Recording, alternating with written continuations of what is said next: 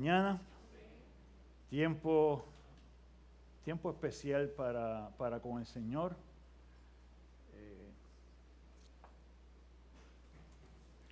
Recordando como compartí con los adultos, tenemos muchas familias de la iglesia pasando por enfermedad. Por lo menos yo tengo que se han comunicado conmigo por lo menos 16. Así que oramos al Señor como parte de la clase y hermano, te pido que estés pendiente de quién está al lado tuyo que no está. Y también es bueno que nos acerquemos los unos a los otros en esto. La mañana de hoy vamos a estar compartiendo la última parte del capítulo 25 del libro de Mateo. Y hemos estado predicando, diría por los últimos 2 meses, el capítulo 24 y el capítulo 25 del libro de Mateo. Y en estos capítulos hemos visto una enseñanza que dio Jesús en el Monte de los Olivos. Y esa enseñanza viene a raíz de una observación que hizo Jesús cuando salió del templo y estaba a las afueras de Jerusalén en el Monte de los Olivos. Y esto viene porque hemos estado predicando sobre la vida y enseñanza de Jesús. Es como si pasáramos una película y nos encontramos en la última semana de Jesús en la tierra, específicamente en el día miércoles. Y para dar un trasfondo, voy a comenzar haciendo una lectura en Mateo capítulo 24, los primeros versos, para dar la base de lo que vamos a compartir en esta mañana. Comienzo leyendo en Mateo capítulo 24, verso 1, cuando Jesús salió del templo y se iba, se acercaron sus discípulos para mostrarle los edificios del templo. Y respondiendo él, les dijo, ¿veis todo esto? De cierto os digo que no quedará aquí piedra sobre piedra que no sea derribada. Cuando hablamos de esta parte, hablábamos de que el templo se encontraba en un área básicamente de 46 acres. Hablamos de que el templo era una estructura majestuosa. Sus columnas eran columnas que eran impresionantes en términos de su dimensión. Básicamente 4 personas tratando de agarrarse demostraban la circunferencia que tenían. Estaba enchapada en mármol y oro.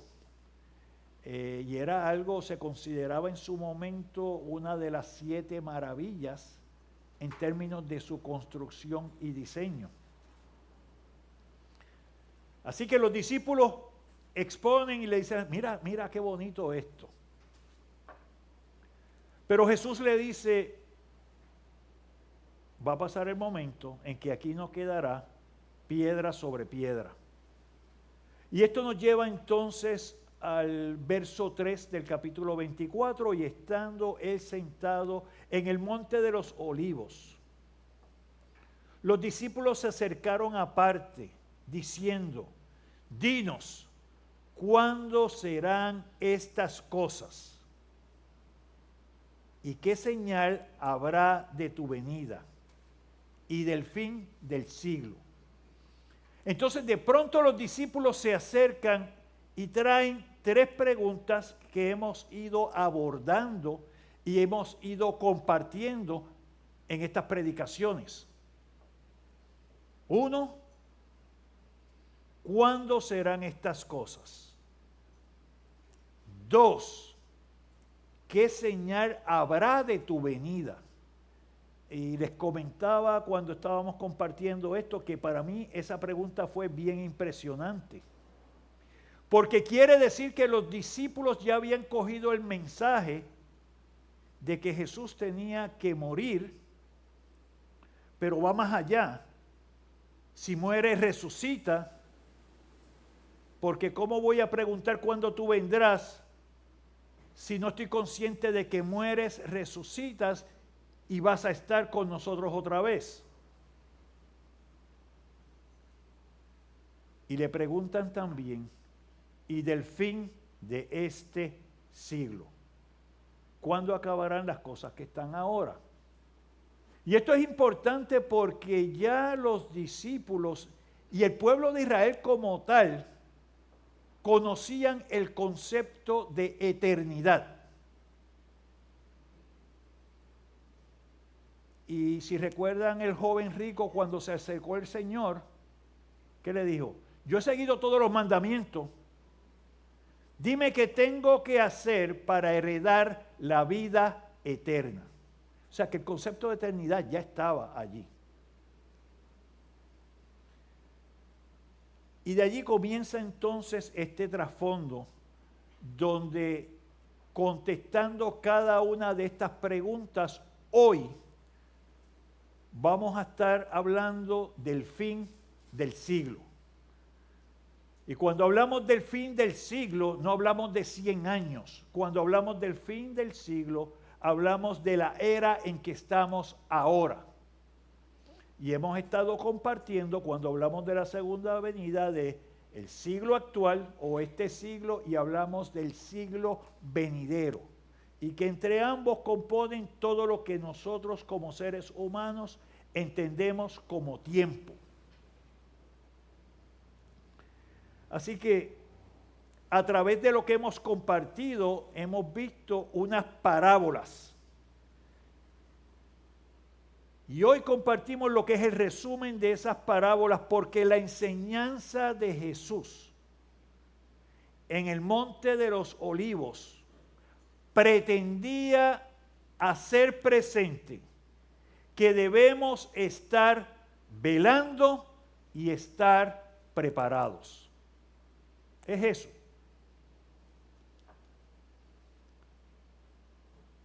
Verso 42 del capítulo 24. El verso 42 nos dice, velad pues, porque no sabéis a qué hora ha de venir vuestro Señor. Y el verso 44 nos dice, por tanto también vosotros estad preparados, porque el Hijo del Hombre vendrá a la hora que no pensáis. Así que hay una advertencia, y esta advertencia Jesús se la está dando a los discípulos en ese momento, y esa advertencia nos la está dando a nosotros también. Recordamos en lo que hemos compartido que lo primero que ocurre aquí en cuanto a lo que Jesús dijo de la destrucción del templo ocurrió en el año 70 después de Cristo. Cuando el general Tito, general romano, pasó sobre Jerusalén y la destruyó de forma completa. Y literalmente lo que Jesús dijo que no iba a quedar piedra sobre piedra fue lo que ocurrió y el templo quedó destruido. Ese fue el juicio inmediato que pasó el pueblo de Israel. Pero que la enseñanza de Jesús no se queda allí y lo que nos está manifestando trasciende al evento que ocurrió en ese momento.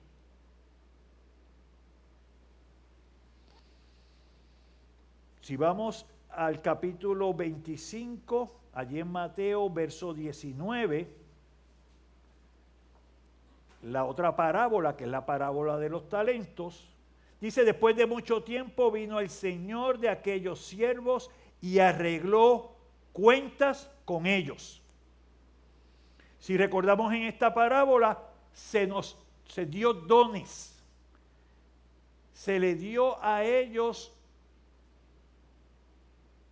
talentos.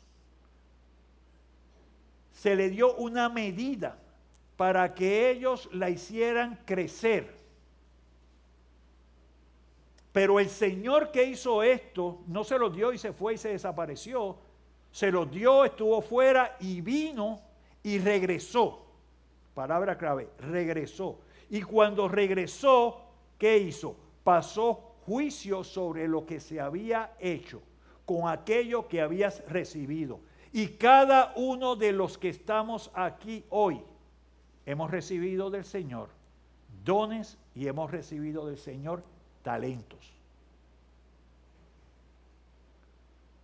Así que de lo que estamos compartiendo, nosotros, cada uno, llegará el momento en que vamos a estar en pie ante el trono y se nos pedirá cuenta de qué hemos hecho con lo que hemos recibido de parte del Señor. Así pues, quiero que estemos en pie en un momento y vamos a leer en Mateo capítulo 25, versos del 31 al 46.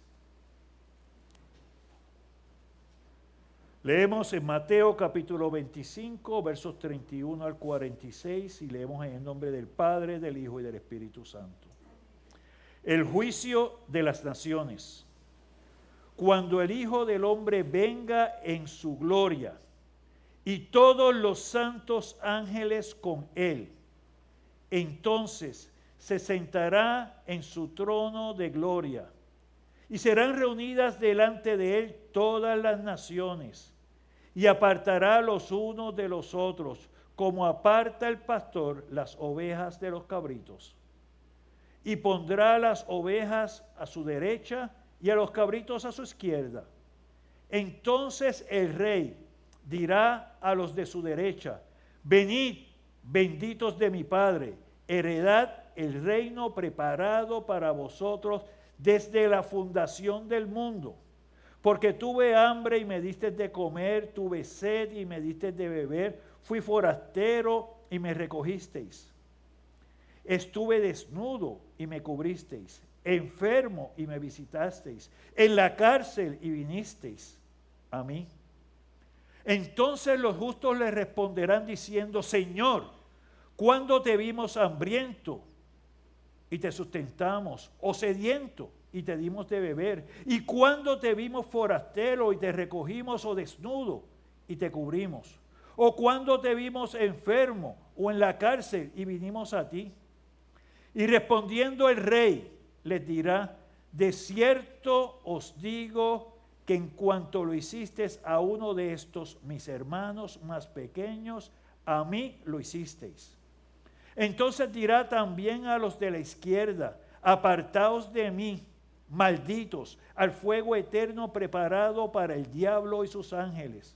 Porque tuve hambre y no me disteis de comer, tuve sed y no me disteis de beber, fui forastero y no me recogisteis, estuve desnudo y no me cubristeis, enfermo y en la cárcel y no me visitasteis. Entonces también ellos le responderán diciendo, Señor, ¿cuándo te vimos hambriento, sediento, forastero, desnudo, enfermo o en la cárcel y no te servimos? Entonces le responderá diciendo, de cierto os digo que cuanto no lo hicisteis a uno de estos más pequeños, tampoco a mí lo hicisteis. E irán estos al castigo eterno y los justos a la vida eterna. Pueden tener asiento, hermano.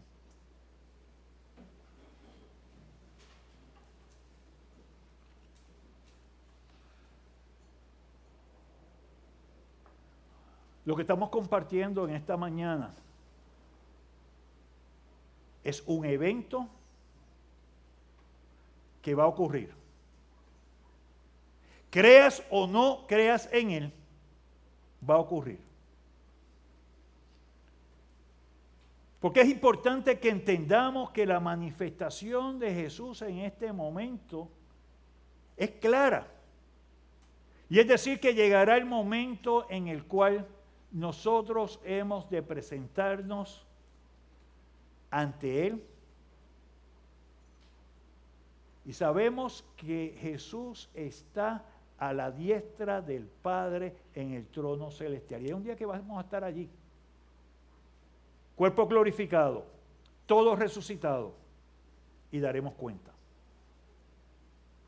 En la descripción hecha, notamos varios elementos que quiero que resalten.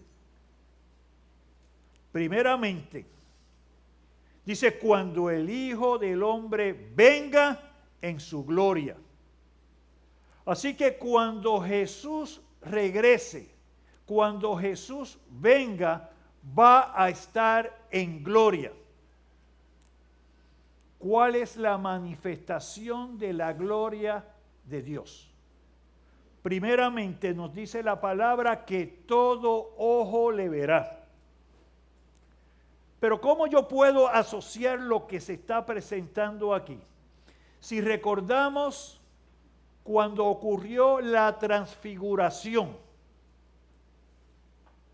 en el momento de la transfiguración, que Jesús se había apartado, estaba Pedro, estaba Juan y estaba Jacobo. Jesús estaba orando y dice de pronto que comenzó a brillar. Dice que se vio allí a Moisés y a Elías con él.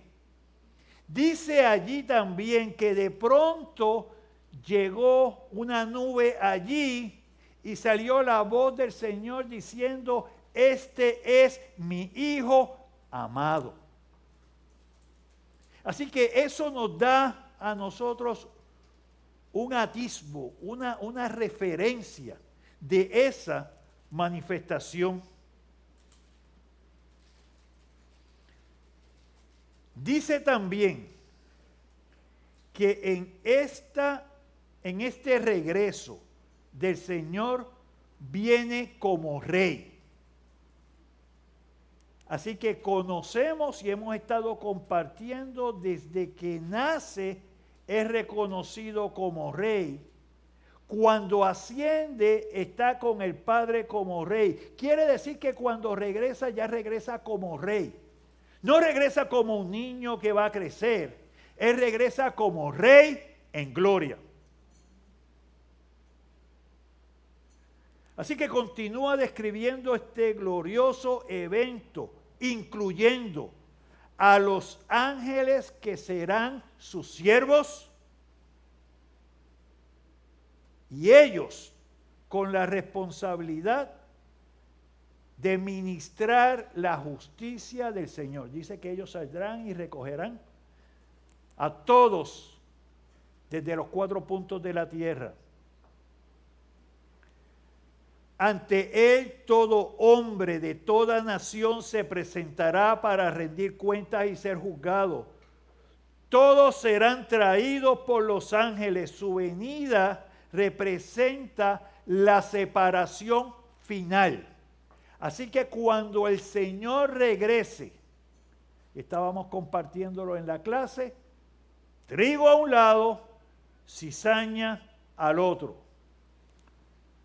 Cuando el Señor regrese, ovejas a un lado, que es la representación que se hace aquí, las cabras a otro lado.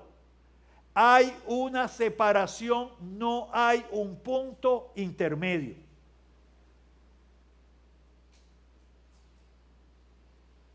Su venida representa el fin de este siglo. Porque en el momento en que vivimos, ahora en el mundo tenemos una mezcla. Hay trigo y hay cizaña y todos están juntos. Hay ovejas y hay cabritos y todos están juntos. Está el bien y el mal y todo está junto. Su venida presenta entonces cómo las parábolas que compartimos en Mateo capítulo 13 toman para nosotros una visión adicional. Y quiero que vayan conmigo a Mateo capítulo 13, versos 40 al 43.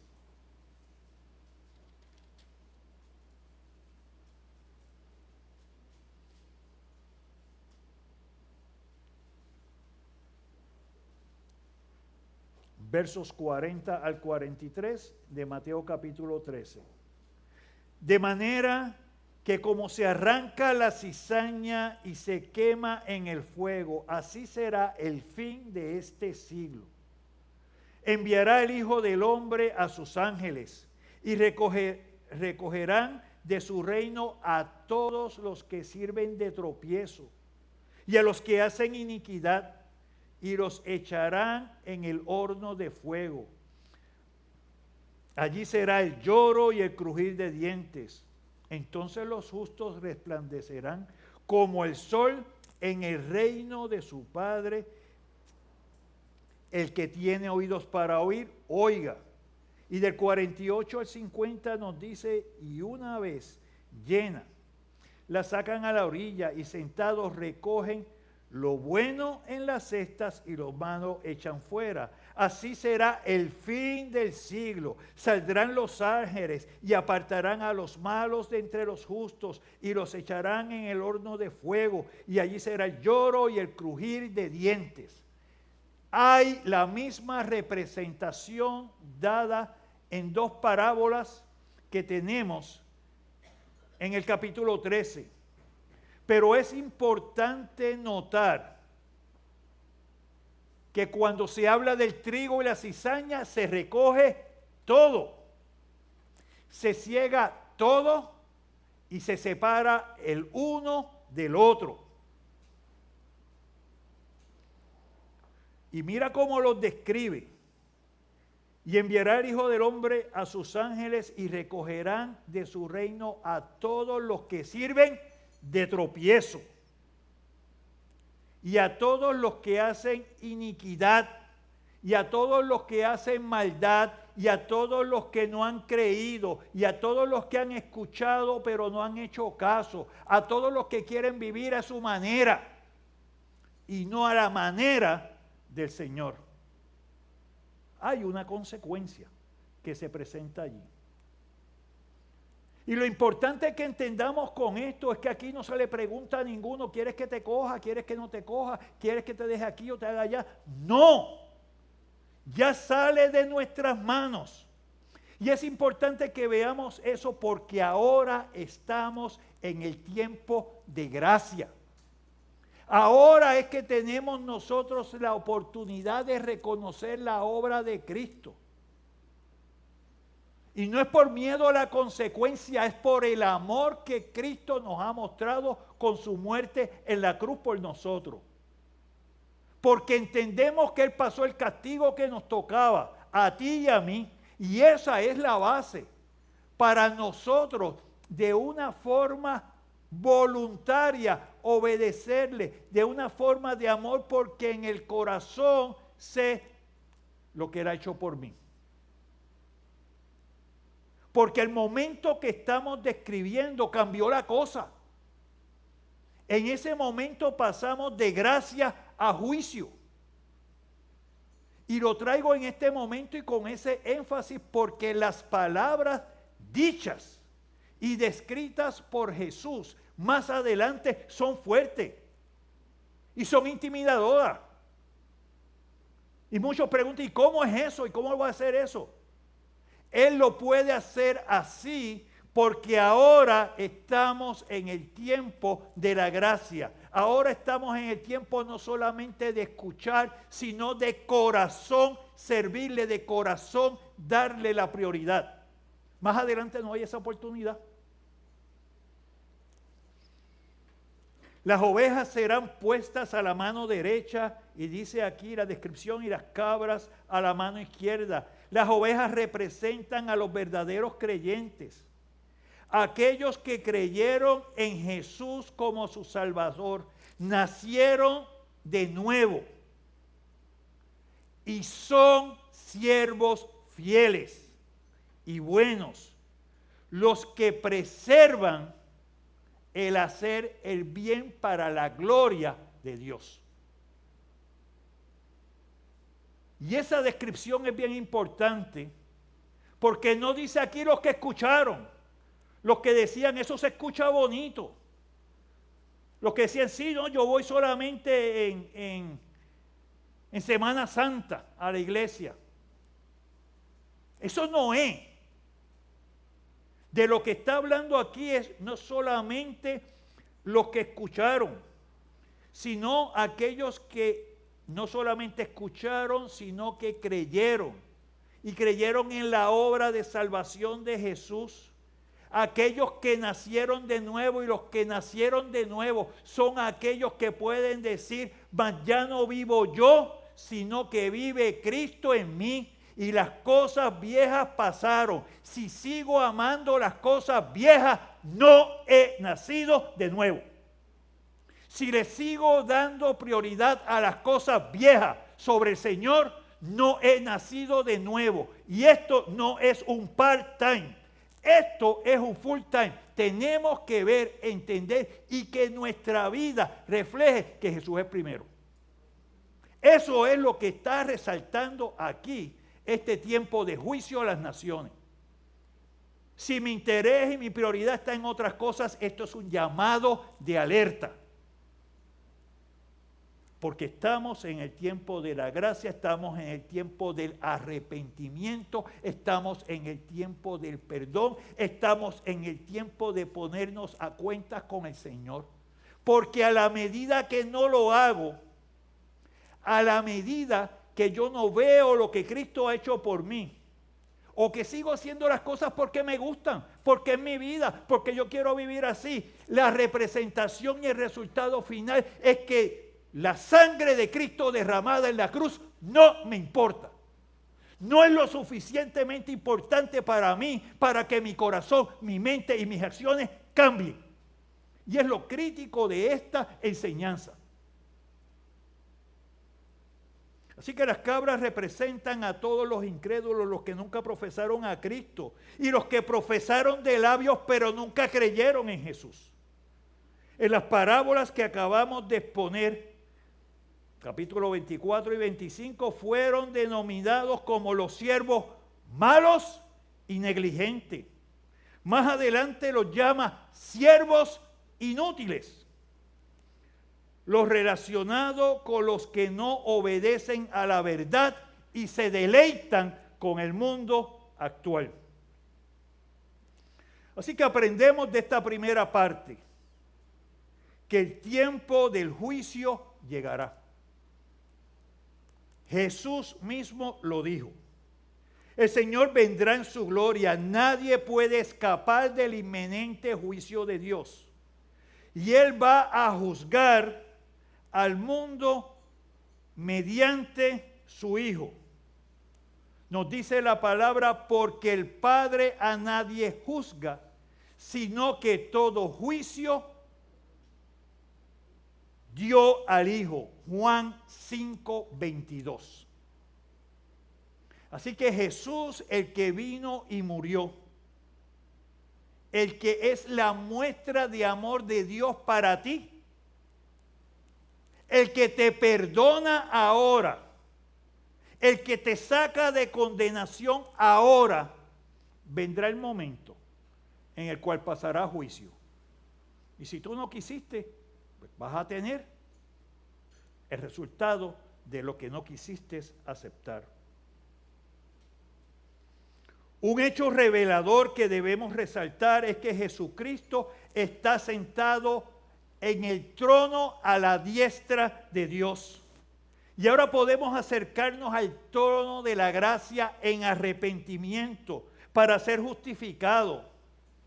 Y nos dice Hebreos 4:16, acercándonos pues confiadamente al trono de la gracia para alcanzar misericordia y hallar gracia para el oportuno socorro.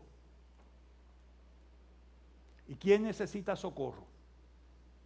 Aquel que está en problemas. ¿quién necesita ser salvado? Aquel que está en peligro de muerte. Todo está allí. Está allí, aquí y ahora. Pero cuando Jesucristo retorne en gloria, será demasiado tarde para recibir ayuda. Su trono será un trono de juicio al que todos rendiremos cuenta para vida eterna o para condenación eterna. Entonces, vemos cómo Jesús describe en esta parte, versos del 34 al 40, el proceso de juicio lo determina allí, o lo hace allí como las ovejas, y yo lo voy a llamar también el juicio a los justos. Dice los versos del 34 al 40, entonces el rey dirá a los de su derecha, venid, lo está llamando, acércate a mí, benditos de mi Padre. Heredad el reino como preparado. ¿Qué le dijo Jesús a sus discípulos? Me voy y voy a preparar morada para ustedes, para que donde yo esté, ustedes también estén. Cumplimiento de eso. Desde la fundación del mundo. Esa parte es bien importante. Porque aquí vemos que lo que está ocurriendo ahora, lo que ha ocurrido y lo que va a ocurrir no es una casualidad. No es una planificación en proceso. Es parte del plan perfecto de Dios para con la humanidad. Y eso se ve muy grande, así que es el plan perfecto de Dios para tu vida y para la mía. Porque tuve hambre y me diste de comer, tuve sed y me diste de beber, fui forastero y me recogiste, estuve desnudo y me cubriste, enfermo y me visitaste, en la cárcel y viniste a mí. Entonces los justos le responderán diciendo, Señor, eso es bien importante, ¿cuándo te vimos hambriento o te sustentamos o sediento y te dimos de beber? ¿Y cuando te vimos forastero y te recogimos o desnudo y te cubrimos? ¿O cuando te vimos enfermo o en la cárcel y vinimos a ti? Y respondiendo el rey les dirá, de cierto os digo que en cuanto lo hiciste a uno de estos mis hermanos más pequeños, a mí lo hicisteis. Amén. Así que el juicio se basa en cómo las personas ministraron a Cristo. ¿Qué es importante aquí? Las personas pueden salir diciendo, espérate, ahí está hablando de que porque hice buenas obras, eso es lo que me va a contar. Y él va a ver qué buenas obras yo hice. No te me equivoques en el camino. Y lo estudiamos en Santiago. Nosotros somos salvos por fe. Porque por gracia sois salvos por medio de la fe, y esto no de vosotros, sino que es don, regalo de Dios, no por obras para que nadie se gloríe. Pero lo bonito que está aquí es que eso es una fe activa. Es una fe que se manifiesta a través de aquellas obras de justicia que Dios ha preparado para que nosotros demos testimonio, para que la honra y la gloria vaya a Dios. ¿Y cómo se representa esto? Porque aquellos que hicieron estas obras, que es lo importante, que ellos le dijeron al Señor, oye, ¿y cuándo hicimos esto?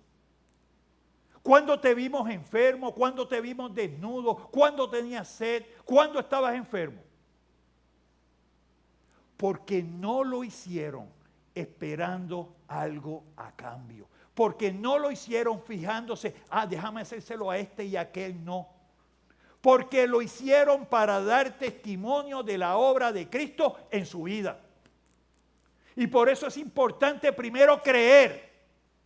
Porque el fruto de la relación y de la fe en el Señor se demuestra a través de obras de justicia, para la gloria de Dios y no para tu gloria o mi gloria. Así que el juez es el Rey Jesucristo que está sentado en su trono, el que hace la invitación a las ovejas, verdaderos creyentes, venid benditos de mi Padre. Esta es la descripción de la entrada a la misma presencia de Dios y del privilegio de permanecer con Él para siempre. El juicio se basa en cómo estas personas con sus acciones fueron motivadas por un corazón que amaba a Cristo. Mira eso. Las acciones fueron motivadas por un corazón que amaba a Cristo. Porque en nuestro momento podemos ver que hay acciones y a veces en tiempo de Navidad viene y se dona un montón de regalos y vienen personas y tienen sus fundaciones y hacen obras que llamamos de filantropía. ¿Pero para qué es eso? Y les digo aún más, porque lo hemos visto a través de la palabra. El Señor mira el corazón con que hacemos las cosas. Si recuerdan la viuda, cuando el Señor estaba en el templo y estaba mirando las ofrendas que se estaban dando, la viuda dio 2 blancas. Eso es como un 16avo de un chavito o algo así. ¿Y qué dijo? Ella es. No por la cantidad, por el corazón con que dio. Porque dice, dio todo lo que tenía. ¿Vemos la cosa? ¿Vemos lo que mira el Señor? Aquellos son frutos, pero son frutos dados de un corazón que cambia. Vamos al otro lado. Caín y Abel.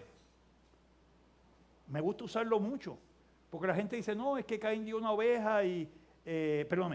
Abel dio una oveja y Caín dio frutos de la tierra. No, la misma palabra lo dice.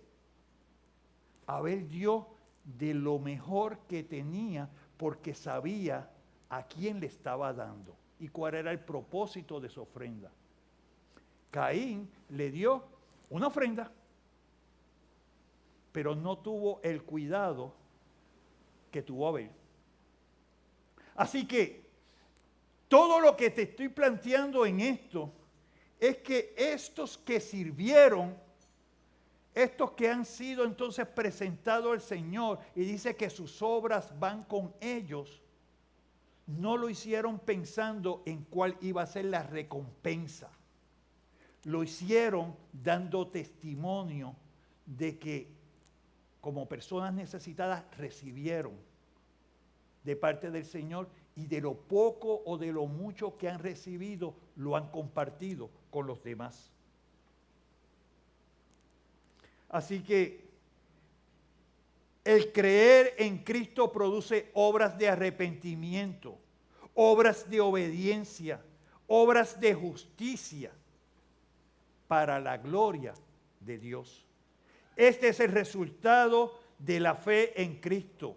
Obras por bondad, obras por moralidad, obras por bien social, solo rinden honor al que las hace y no representan la gloria de Dios.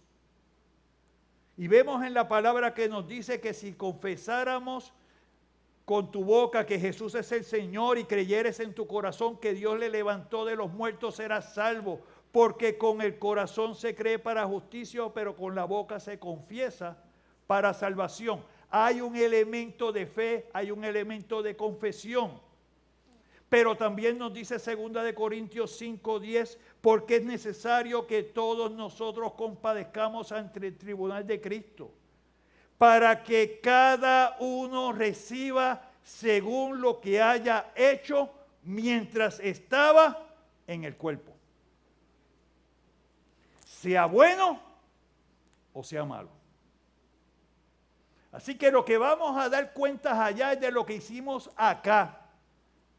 Y hago mucho énfasis en esto porque a veces se piensa que después de muerto podemos hacer unas oraciones especiales o podemos hacer unas penitencias especiales o podemos hacer unas cosas especiales para cambiar el resultado.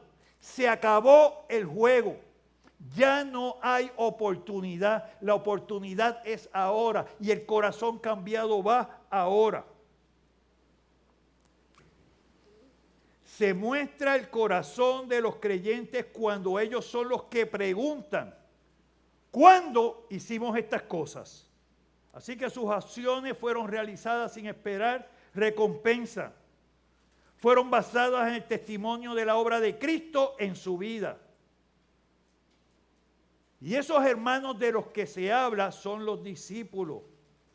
Todas las naciones van a ser juzgadas por cómo han tratado a la iglesia y cómo han tratado a aquellos que el Señor ha puesto. Aprendemos lo siguiente: el reino descrito ha sido preparado desde la fundación del mundo. Es un plan eterno y es la voluntad de Dios.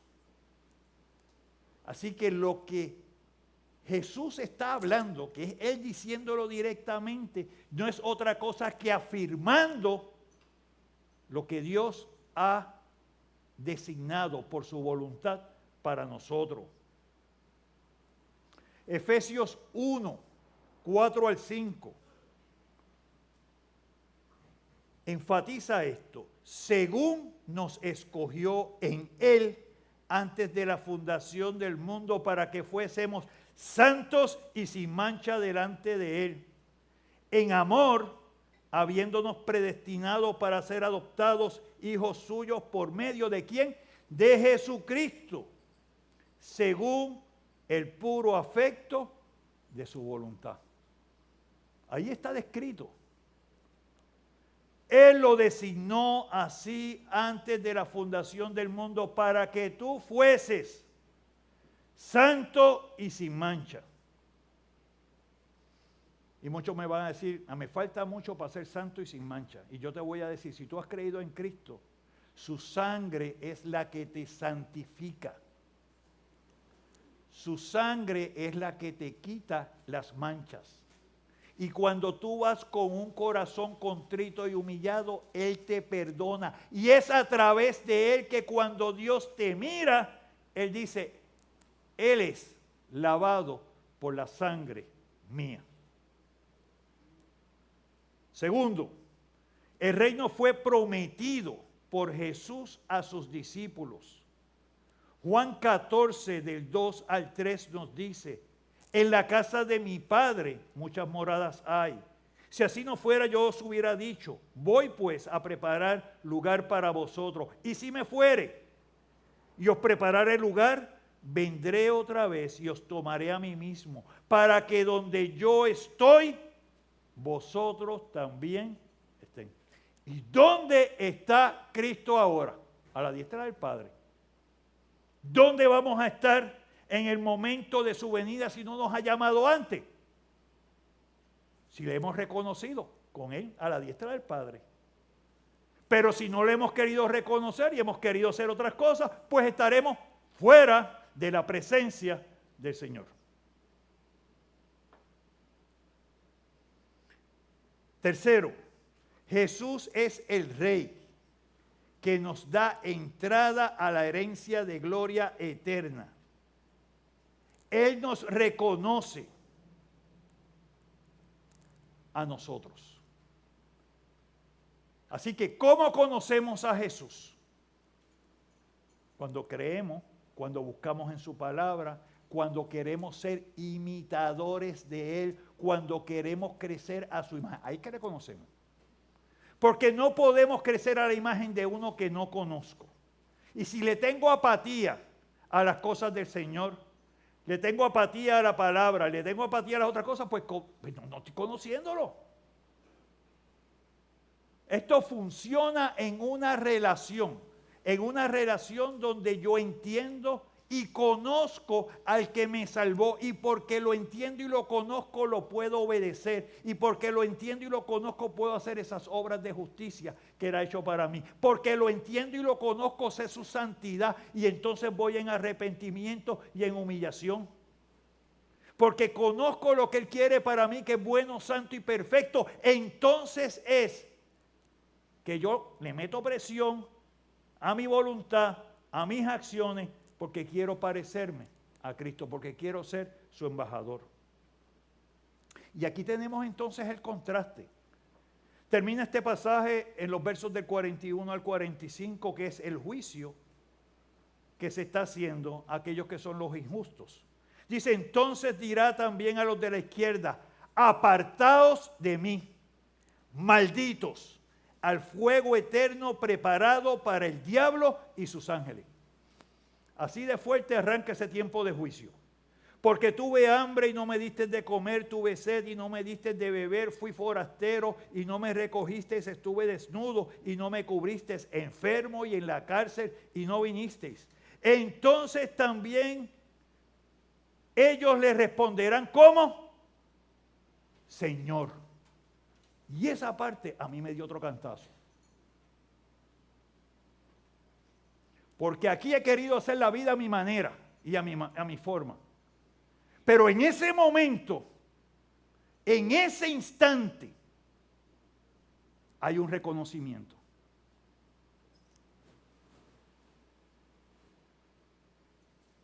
¿Cuándo te tuvimos hambriento, sediento, forastero, desnudo, enfermo o en la cárcel y no te servimos? Entonces le responderá diciendo, de cierto os digo, por cuanto no lo hiciste a uno de estos más pequeños, tampoco a mí lo hiciste. Le repite lo mismo de uno al otro. La diferencia es la acción de uno, de las ovejas, y aquí es la omisión. Los injustos, denominados o vistos como las cabras, rechazaron a Cristo, rehusaron ser identificadas con Él mientras estaban en la tierra. No me quiero identificar. ¿Por qué? Porque me gusta más el mundo, porque quiero que mis amigos de afuera sigan conmigo. Eso significa que no reconozco la vida que Cristo me da. No es tan importante para mí. Pues si no es importante ahora, tampoco lo va a hacer allá.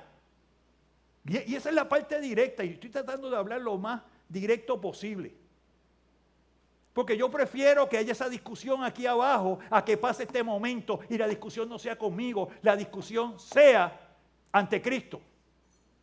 Y aquí nos vamos y nos alineamos por la palabra. Porque puede doler, puede ser difícil, pero ahora tenemos oportunidad de vida. Estos son llamados por Jesucristo como malditos. Los que no quisieron heredar el reino, prefirieron seguir con sus placeres y deseos de este mundo. Hebreos 10, 29 al 31 dice, ¿cuánto mayor castigo pensáis que merecerá el que pisoteare al Hijo de Dios y tuviese por inmunda la sangre del pacto en la cual fue santificado, e hiciere afrenta al Espíritu de gracia?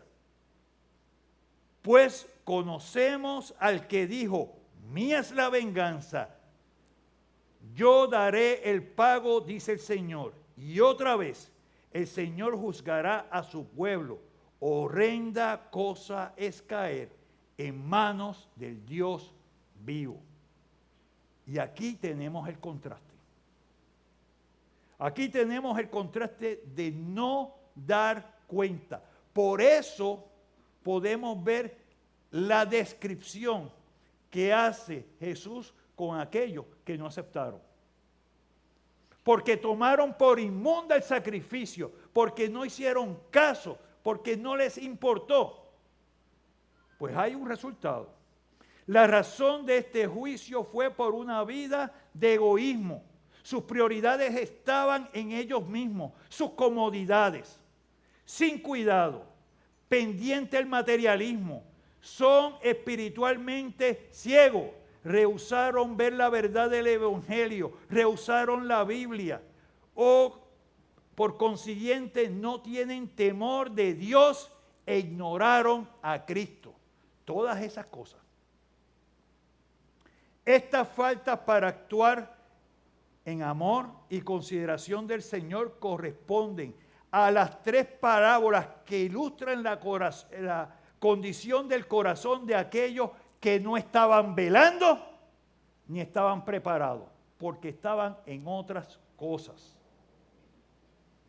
Así que, si resumimos el contraste de lo presentado por el Señor en este juicio, a las ovejas le dice, venid. A las cabras le dice, apartaos. A las ovejas les dice, benditos. Y a las cabras les dice, malditos. Bendición y maldición. A las ovejas le dice, heredad el reino por la eternidad. Y a las cabras le dice, reciban el fuego eterno.